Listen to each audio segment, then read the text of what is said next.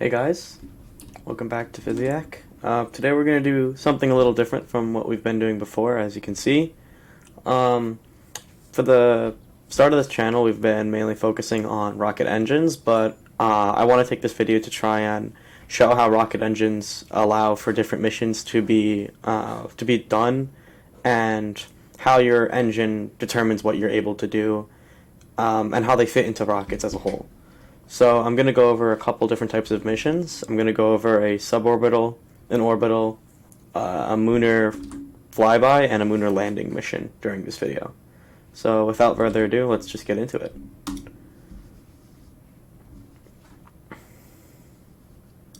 Alright, so if you guys haven't played Kerbal Space Program, that's the game that we're using right now. Basically this game is it's just a rocket simulator. So what we're able to do in this game is we can make tons of different types of crafts, and you can use these crafts to do whatever you want. Now, this game isn't a perfect simulation of real life, but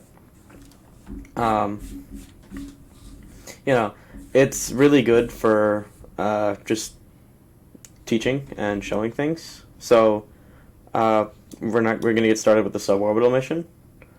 First things first, you need a command pod. In real life, these command pods would be like the Orion capsule that the Artemis mission tested. You get the command pods like the Dragon that SpaceX is using. But in Kerbal Space Program, there's 3 different types of command pods. We've got this one. Mark II is this one. This is mainly for airplanes. Or SSTOs, which are single stage to orbit craft, and you've got the Mark III. This one is supposed to be like the command pod that they used for the Apollo mission. Anyways, so we're just going to start off by making a quick suborbital flight, and for that, what we're going to do is we're going to take a parachute up. So let's go parachute. That'll be fine. We're also going to need a heat shield because we're going to be coming back through the Earth's atmosphere on the way down. Where are the heat shields again? There we go. Sorry about that. We're going to throw down heat shield like this. This is essentially this is everything that's going to come down after our staging in orbit. And again, as I just said, staging. This right here is a decoupler. So if I launch this real quick, I don't know if it'll show very well, but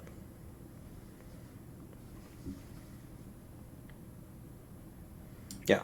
So if I use this, you notice how this capsule pushed off.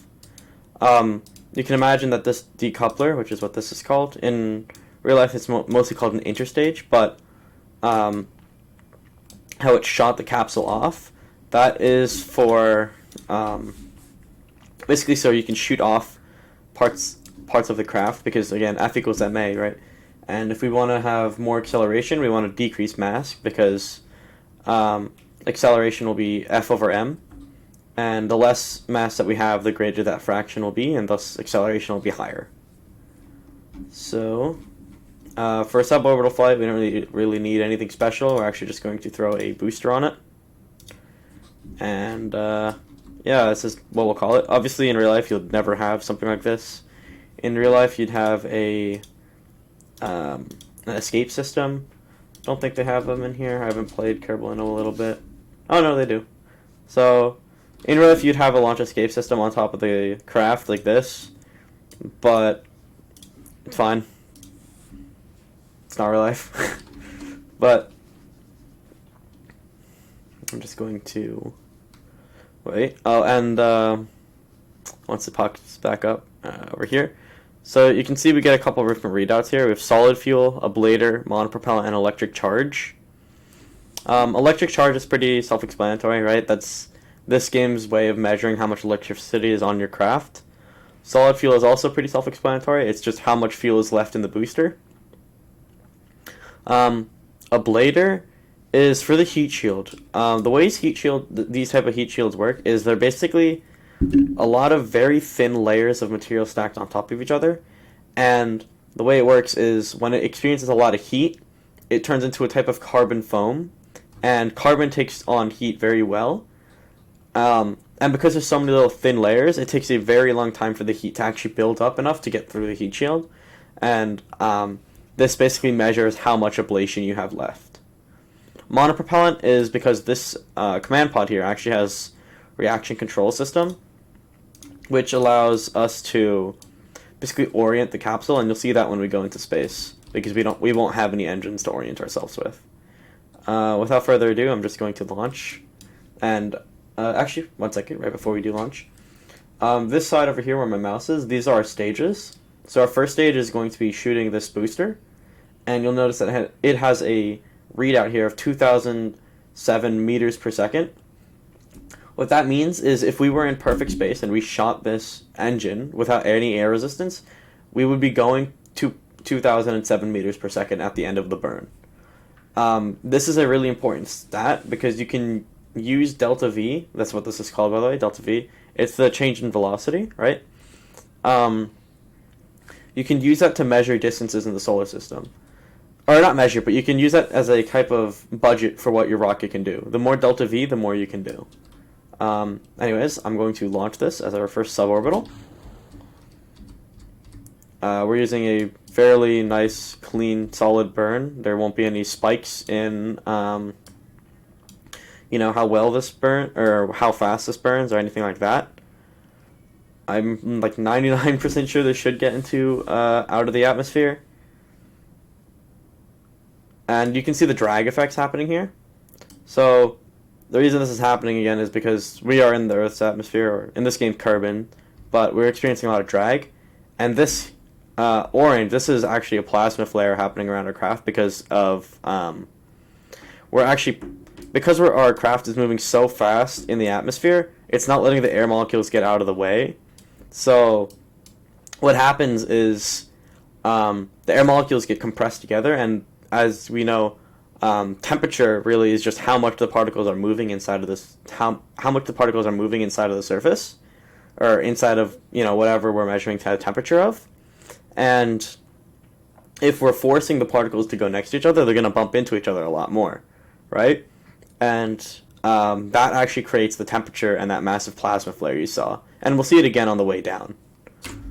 Anyways, we're now in space. And I'm going to detach this. So if we watch this stack right here, you'll notice that I'm going to press space, and it's going to fire this decoupler, right? Right? So now this is a spent booster. This will just fly down and burn up in the Earth's atmosphere over there.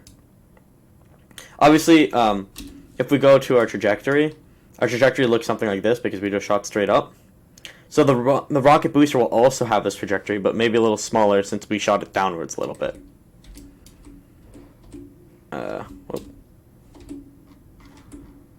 Oops. I don't know why. I hate when this happens. Anyways, I'm gonna now talk about what I said when we could reorientate our capsule. As you can see, we've got a couple markers down here. This is stability assist, so it means that where it's going right now is the target of where it wants to go.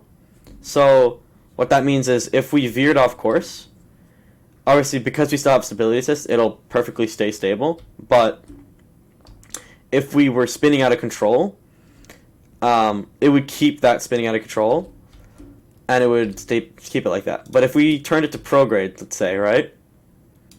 That means this thing is going to reorientate itself in the direction that its velocity is going, prograde to its velocity vector. And retrograde is the same thing. You'll see it, and immediately will switch.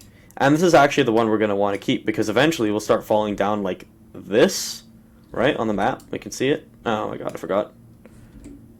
Here we go. Oh, man. Give me a second. I have to refocus on our craft. This is just focusing on everything. Here we go.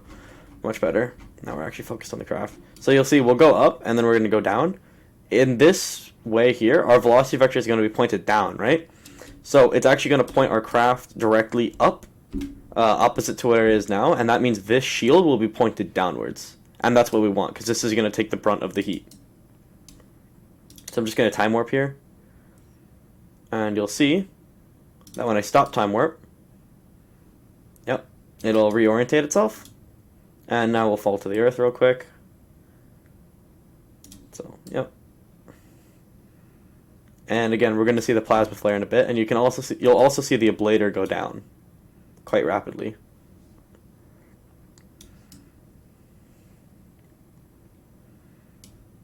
And you can also see that's the orbital, that's the booster right there, falling beneath us. It's just 4 kilometers down in front of us.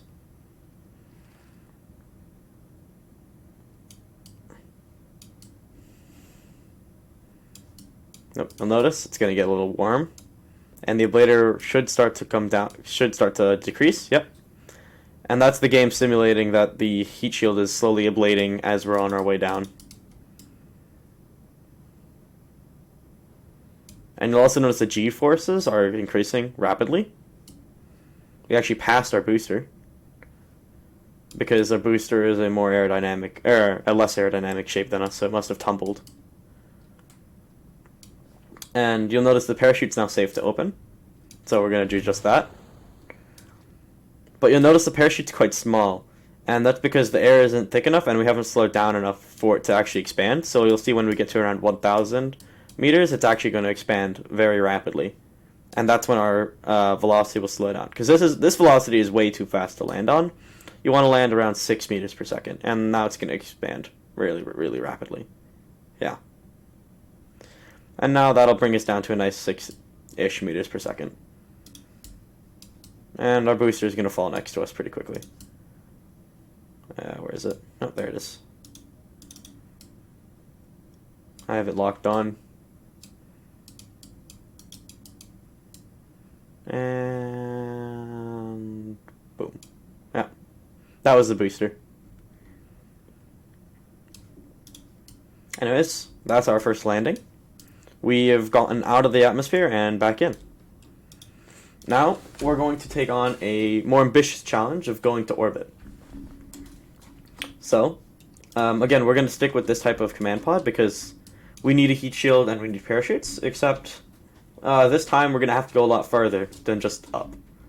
So, we're going to use not a solid booster, because it's easier to go to orbit with liquid boosters. Because you can start and stop them whenever you want them to make it more efficient of a burn. So we're going to take some liquid fuel tanks. These have liquid fuel and oxidizer inside of them. And you'll notice it's actually interesting that they have more liquid fuel in this than oxidizer. Normally it would be different, but... Well, actually, okay, it depends on the fuel, but anyways. We're going to make a quick orbital rocket, maybe even go a little further. I might be able to make the moon mission in just this one as well. Here. So this is actually a delta V readout of all my stages. So our first stage is this tiny little Terrier engine here. And you'll notice it only has 560, 72 meters per second, but that's because we're in the atmosphere. As we crank that number higher and higher, you'll notice the delta V readout becomes much bigger. Over here, it's 2,320. You can also do the same thing over here, where you just pull the altitude up, and you'll get the same readout. This is just a little faster. The reason it has Mach here is because certain engines, like this Rapier engine,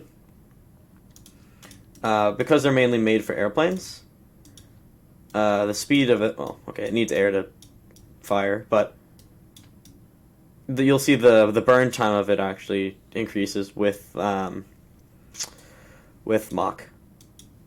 Anyways, that's for in atmosphere aircraft. Either way, we're gonna throw on our Terrier engine here, and we just need to make sure that we have a high thrust to weight ratio. As you can see, we've got 1.52. That's more than enough. Usually, the number you want to shoot for is around 1.2. That's a really solid thrust to weight ratio for a rocket. For the engine, of course, you want to shoot for much higher when you're actually designing an engine. Anyways, we're going to put a decoupler on that Terrier engine. And I'm actually going to talk about fairings, because I can get that through in this mission as well. Because the shape right here, it's pretty aerodynamic, but let's just hypothetically say that it wasn't very aerodynamic, like we were taking cargo up. We could put this fairing above it, right? And that makes the aerodynamics of the cargo a lot better. I just realized, is parachute on? Parachute is on, it's just not showing. Okay, cool. Essentially what this will do is, I can actually launch it and just show you. And you'll notice down here in the readout we've got liquid fuel and oxidizer in our readout instead of just solid fuel. Anyways, when I break this payload pairing, this is what a payload pairing is. In this game it's called an airstream protective shell. It's the same thing. It'll snap off these parts very rapidly, and essentially you would do this in very thin atmosphere or in space. And the reason that it's done is to give... basically, it's to give the aerodynamics better, or it's to give the cargo better aerodynamics when it's in atmosphere, and you can take them off after. Oh, actually, this was the command mod 2. It's just a two-seat version of the first one. Anyways, got distracted. We're going to finish building this rocket, actually. We're going to use one of these tanks. It kind of looks weird. This isn't really how rockets are built in real life. But, again, this is just a demonstration. It's not very haphazard like this in real life. But, you know, it's just a simulation, right? That's way too big. Okay, that's what I figured. We're going to need a engine that works on the ground very well. Actually, no. We're not going to use these tanks because I don't really want to carry all that fuel. We're just going to carry, like, this type of fuel. Yeah, 3 is fine. And we're going to use a swivel engine. The important part about a swivel engine is that it actually is able to turn while it's burning. And what that allows you to do is basically change your direction. And you'll see why that's important very soon. We're also going to make it have 2 side boosters. As you can see, we're going to put decouplers on the sides. And we're going to hook up some fuel tanks to them. You're going to want to move these down a little bit. They're roughly... we'll do 4 side boosters. This is a little overkill, but it's okay. And on the sides here, instead of using a swivel engine, we're actually going to go to a Reliant engine. And the difference between these 2 engines is this one can gimbal. And what gimbaling means is that it can actually turn. And you'll see that while we're flying. I'll go underneath it just to show. Yeah, okay. And I'm actually going to move this one so that it activates with the rest of them. As well as, we're going to put these fuel ducts here and link them into the main first one. And that'll, because we're on symmetry, that'll link all of them. And then because these things have pretty bad aerodynamics right now, we're actually going to put a nose cone over them. Just need to remember where those are at. Aerodynamics, here we go. And we're just going to put a nose cone on there. And this is a way over-engineered orbital rocket. We could probably even go to the moon. I don't know about landing, but we could probably go there. Probably landing if we were super efficient. And we're just going to call this orbital. I might just do the moon flyby in this mission as well.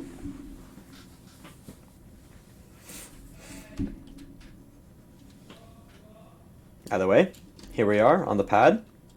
You'll notice that I've immediately turned on stability assist and I've set our throttle to max. All we have to do now is ignite the engines, and I'm going to do so in 3, 2, 1. And we're off. Very, very fast. And you'll see that as I'm flying, I'm actually going to point our rocket not perfectly up. And the reason for this is that if you go perfectly up like we did last time, you're not going to get into orbit very quickly. Orbit is obtained by going very fast horizontally around the planet rather than vertically. So we're going to actually have to turn to go horizontal. And then this is called a gravity turn maneuver. Our gravity turn actually is really bad here because we don't have much turning here. But you can see the middle engine, it's actually turning the throttle. And that's because we're turning the engine. Yeah, our gravity turn is really bad. Actually, I might add fins to this because it was so bad. We could not control it very well there. Or, actually, we'll just put these all to swivel. It's not like we have to worry about funds because we're in sandbox right now. Whoa, what's happening?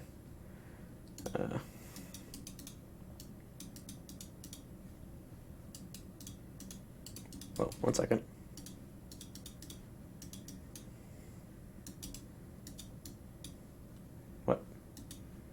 What is happening right now? 1 second. There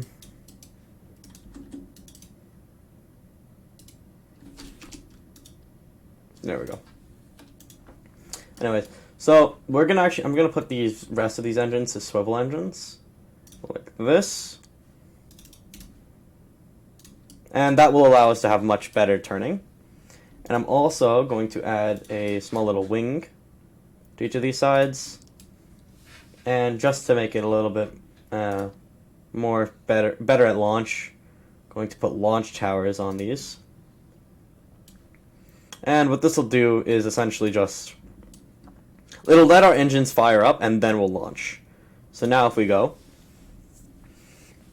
it'll be a little bit better.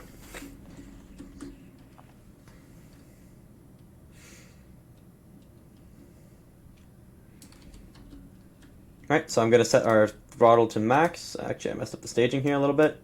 We want our engines to go first. Engines first. Then we're going to set these things off. And then later in the flight, we're going to detach all 4 of these. And then we're going to probably have to do the interstage first. We'll fix that in flight, actually. It's fine. Anyways, without further ado, engines on. And we're going to shoot the launch towers off. And now we're going to be able to keep our pathing much better. So you'll notice that we are able to turn a lot more sharply here.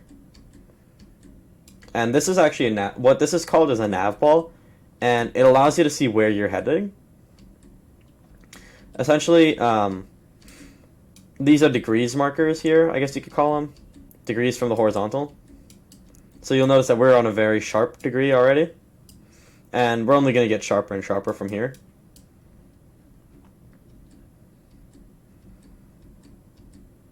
Yep, and we're going to actually throw off these boosters very soon.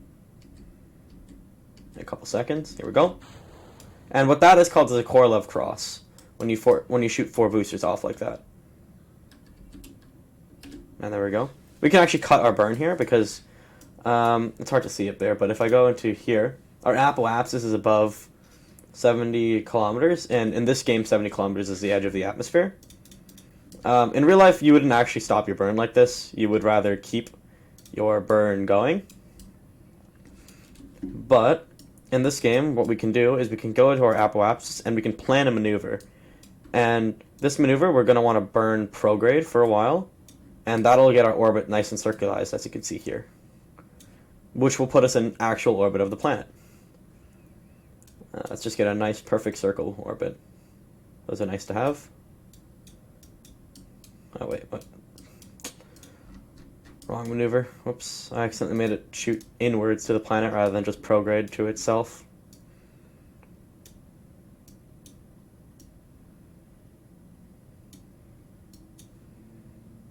It's not perfectly circular, it's just the garbage orbit.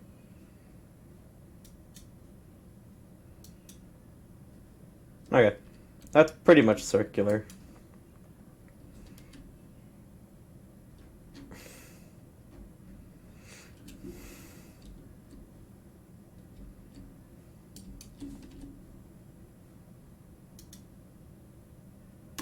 And we're going to have our craft locked towards the maneuver. As you can see, this blue marker represents where the maneuver says we need to burn. We should actually have been burning. Oh, whoops, yeah. So I just shut off the payload fairing, which is fine actually since we're above the atmosphere. You can see the little pieces of metal. Those will deorbit since these were shot off in a suborbital trajectory. Because the trajectory that they were shot off is in this trajectory. Either way. Now that we're in orbit, burns are much faster. Or not faster, but engines have a little bit more thrust up here. And we will burn through our tank very quickly.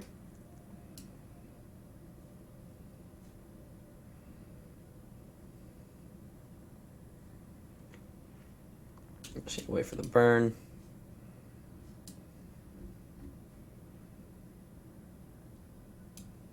Yeah, actually, we burned really late, so I'm not sure if we'll get into orbit, but it should be fine, actually.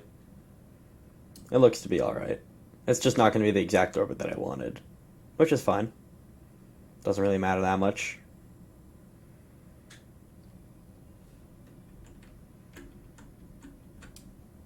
When this periapsis, which is the lowest point in orbit, hits above 70 kilometers, that's when we're in orbit. So...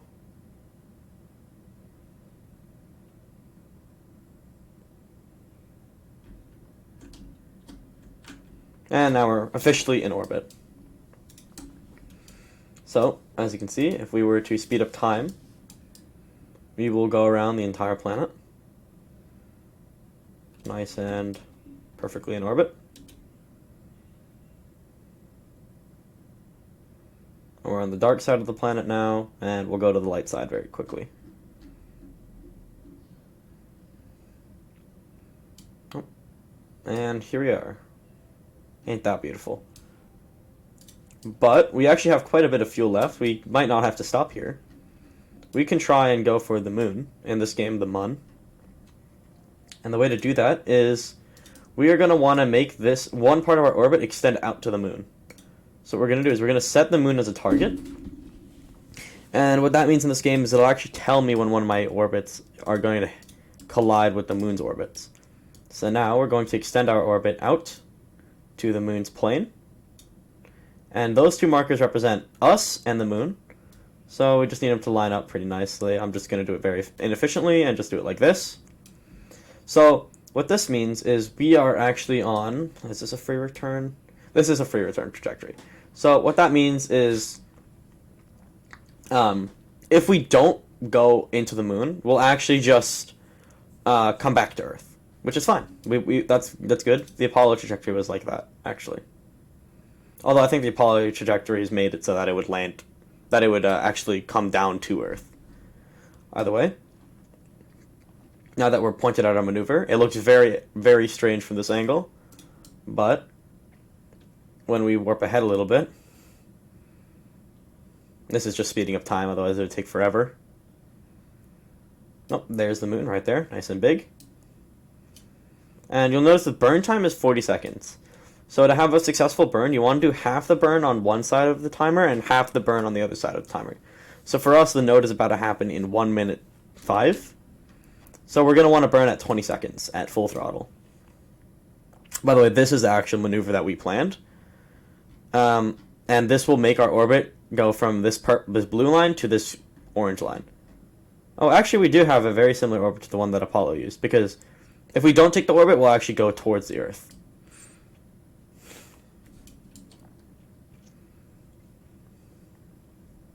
But you'll notice that we only have 250 meters per second left in this tank here, right? So we're actually going to have to destage it and use this engine that we've hidden up here. This liquid fuel engine right here. We're going to have to use that, which is fine. And 3, 2, 1. Going to start up the burn. And we're going to get it going a little bit. And now this engine's going to cut off because it's out of fuel. So we're going to have to detach this engine. This engine unfortunately won't crash back into Earth, so this is where space junk comes from. And now we're going to blast off with this engine.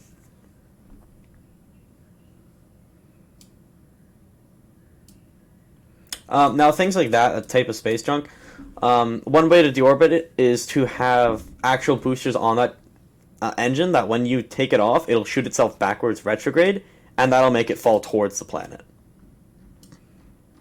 As you'll see when we come back from the moon, actually. Because we don't have enough for a landing. Well, we do, but we're not going to go that crazy. Not yet. I'm actually going to turn down the throttle a little bit. Get a nice little moon encounter. I'm just going to do this one manually like this. There it is. And now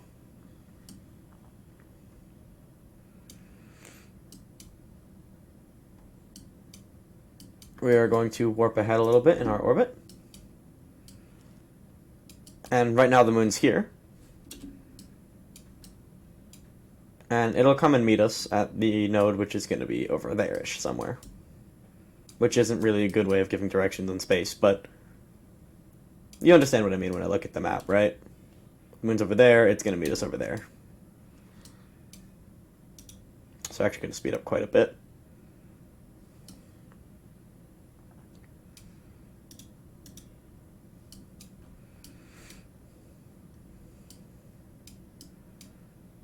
I'm going to warp when us and the moon get an encounter.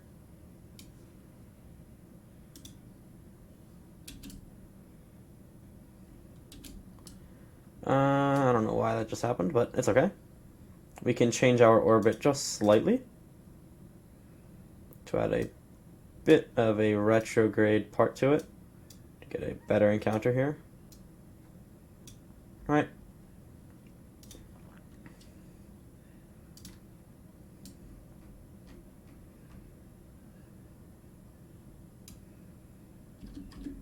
I'm actually just going to burn early because I want to make sure this works.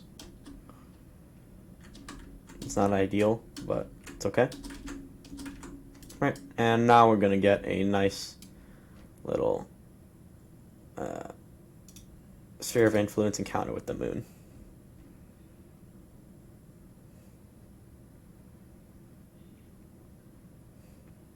Now, what this means is that we're not actually captured in the moon right now. What it means is that we are going to go this way on this blue line here, as you'll see. And the orange line will come meet us. So the way to capture around the moon, if we wanted to go into orbit of it, is actually to go retrograde from here. We're going to have to go retrograde and stretch this orbit around the moon.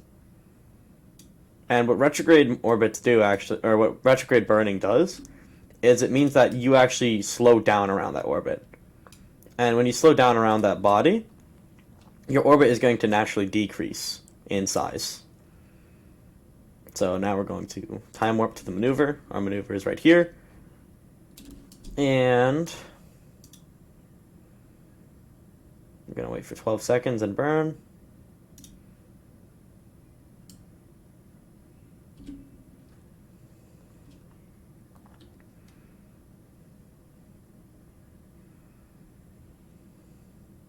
Again, in real life, all of this is automated. It's all done by computers burning when they know exactly that's the time to burn. Unfortunately, I am not a computer and have to do this stuff manually, but it's fine. It's good practice.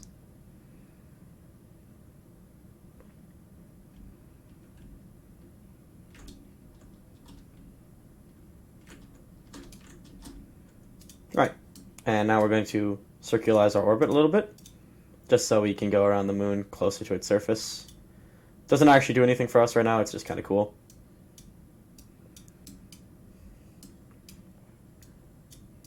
This is the lunar periapsis, apoapsis here. So we're going to time warp to our new maneuver. And you'll notice, instead of orbiting around the Earth right now, we're actually captured in the moon's orbit. As you can see, our pathing, it's on the blue path right now. We are not actually orbiting around Earth anymore. We're orbiting around the moon now. We've switched bodies that we are orbiting around. And right now, unfortunately, we are on the dark side of the moon, which kind of sucks. Dang physics ruining the video. Okay, definitely overslept on the burn. It's fine, doesn't really matter. It's just a circularization burn, doesn't need to be super precise. Anyways, now that we're in orbit around the moon, we'll actually get close to the light side of the moon here. A couple seconds. And would you look at that? We are indeed here at the moon. And if we had a lot more fuel, actually, we could land on the moon and maybe even come back. I think it's technically doable. Am I going to do it? Probably not. I think it's a good idea to wait for next video to do that. With that being said, I guess it's time to head back. So what we're going to do is we're actually just going to extend our orbit until we are in orbit of the Earth. Right? That's our first Earth orbit encounter there. So what now we're going to do right now is we're going to make our orbit in the moon so large that we're going to escape the moon's gravity well and instead transition into the Earth's gravity well, which is in purple.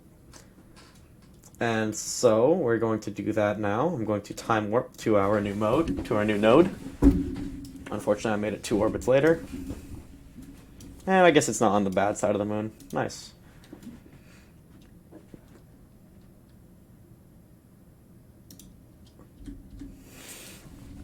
And we're going to start our engines. Can't actually see the Earth. I was trying to look.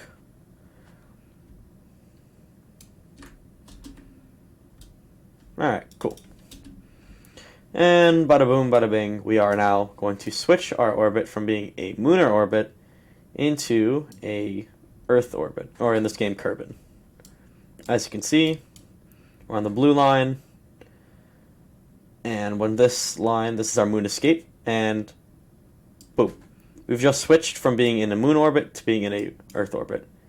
And you'll notice that we're actually going to orbit much faster than the moon, which makes sense as we have less distance to travel, but also because we're closer to the Earth, right? So that means the gravitational force from the Earth is going to be a little bit larger on us than it is on the moon, right? So if we want to counteract that force, we're going to have to go faster to make more centripetal force. Now, I know centripetal force technically doesn't exist, but it makes the explanation a lot easier. Anyways, we're now going to deorbit ourselves, but not at like a breakneck speed. So we're going to have to go close to the Earth in a little burn like this.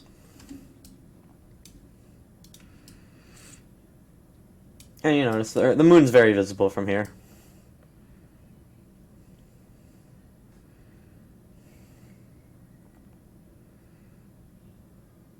Yeah, this is turning out to be a very long video, actually. So we're gonna land, or we're gonna deorbit and then come down to Earth peacefully. I'm actually just gonna cut on the burns because, you know, it's fine. Let's just get down to Earth in a hurry. Don't want to keep you guys here for too long. In the next video, we might actually go to the moon, or if you guys prefer the other type of lecturing videos, we can talk about injectors for engines. Both are very fun topics, and I'm down to do either of them. This is just a suggestion from someone. Okay. Actually, we don't have enough delta V to deorbit from going circularized, so we're going to actually deorbit by going from here, which means we're going to come in much, much faster. So we're going to actually have to do another full orbit. This is just to make it a little bit more efficient. And boom. I think I may have done it a little too much. Nope, this is fine. Alright, so now, our orbit, you'll see we'll still have an orbit line, but our periapsis is only 8,000 meters. What that means is we are going to have our orbit go into the Earth's atmosphere. So, in preparation, we're going to detach our engine, and again, this will burn up, because this is now in a suborbital trajectory, because it's, well, it's not suborbital, but our orbit's going into the Earth's atmosphere, and that has no protection against it, so it's actually going to just burn. And we're going to warp to our periapsis.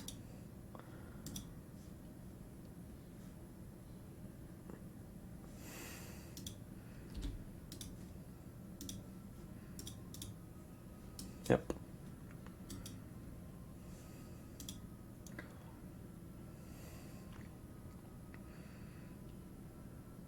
And that really sucks. We're landing on the night side of the Earth. Dang. This game's going to slow down a little bit now that it has to do all the aerophysics for me. Nice. And you're going to notice we're going to heat up very, very fast, even in the very thinner parts of the atmosphere.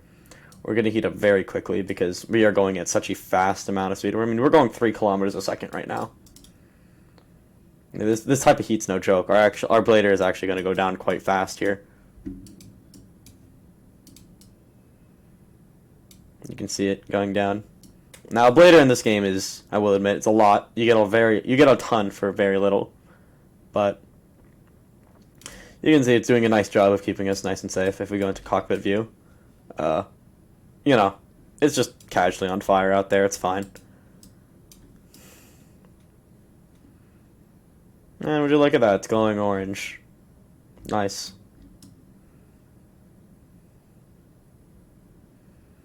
Ain't that fun?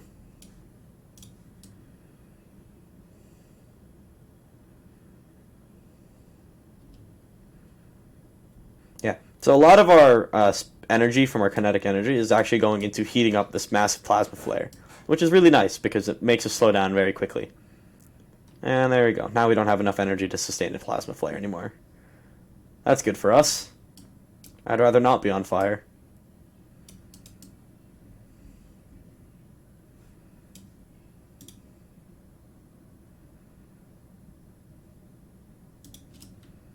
I'm actually going to pop the parachute early. There it is. You can see it. That's our lifeline right there.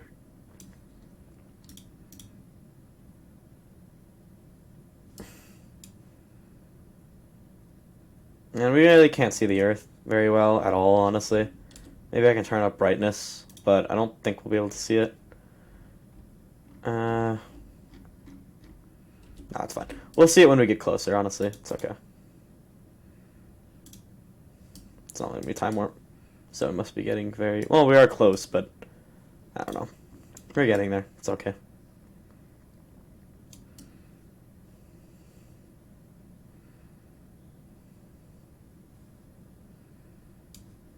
Oh, that must be our engines right there, actually. And you notice it's going to come down in a hurry. I mean, it has nothing slowing it down. It's just going to go. Probably actually going to burn up, to be honest. I wonder if we can see it on the map. Probably not, though. Yeah.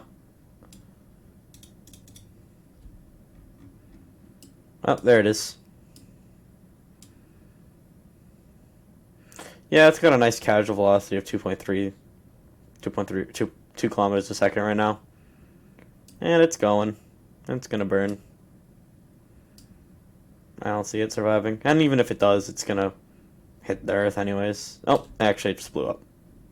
Speaking of, we are now getting close to the Earth here. And I think we just touched down on some ground instead of some water. Nice. And we've done it. We have, in one single flight, gone to orbit, and gone in orbit of the moon, and then come back. All in one piece. Well, in many pieces, but the main command pod survived, which is really what matters. And so yeah, that wraps up this video. Next video, we'll work on going to the moon, or injectors. Maybe even we might talk about nozzle dynamics and stuff like that. So yeah, I will see you all next time. Bye.